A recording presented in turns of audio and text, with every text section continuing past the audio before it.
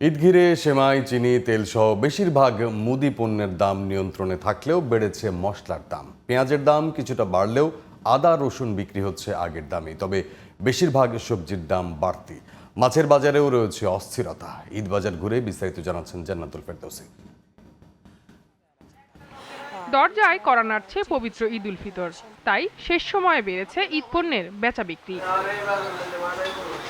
অন্য বছরের তুলনায় এবার দাম বাড়েনি সেমাই, পোলাওর চাল, তেল, আদা রসুনের। ফলে কিছুটা স্বস্তিতে এসব পণ্য কিনছেন ক্রেতারা। ওটা আগে যেভাবে ছিল এখন সেই অবস্থা। চিনির দাম আরো কমছে, চিনি এখন 120 টাকা প্যাকেট। তেল 175 টাকা নিয়ে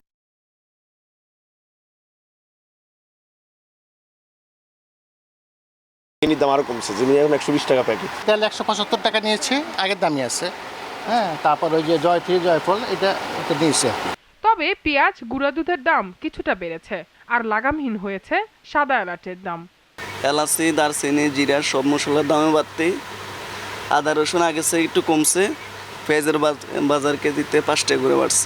প্রতি কেজিতে দোকানদার বলছে 2000 টাকা এলাচির দাম বাড়ছে। তো সাধারণ পরিবারের জন্য আমাদের অনেক কষ্টকর। বাজারে নতুন সবজির দাম বাড়তি। লেবু শসাও বিক্রি হচ্ছে চড়া দামে। শসা আজকে 100 টাকা, লেবু 80 টাকা। গাড়ি ঘোড়া বদ্ধ না, বদ্ধর কারণে মালের দামটা বাড়ছে। আগের তুলনায় কমই নিতে এসেছে, যেহেতু দাম বেশি। মাছের বাজারেও অস্থিরতা কাটেনি। কেজি প্রতি সব ধরনের মুরগির মাংসের দাম বেড়েছে 40 টাকা পর্যন্ত। কক মুরগি পার পিস 20 টাকা 10 টাকা করে বাড়ছে, আর ব্রয়লার কেজিতে 10 থেকে 15 টাকা বাড়ছে।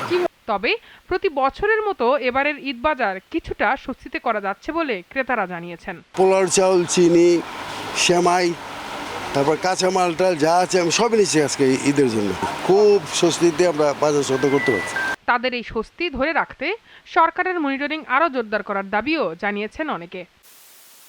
জান্নাতুল ফেরদৌসী, জিটিভি নিউজ, ঢাকা।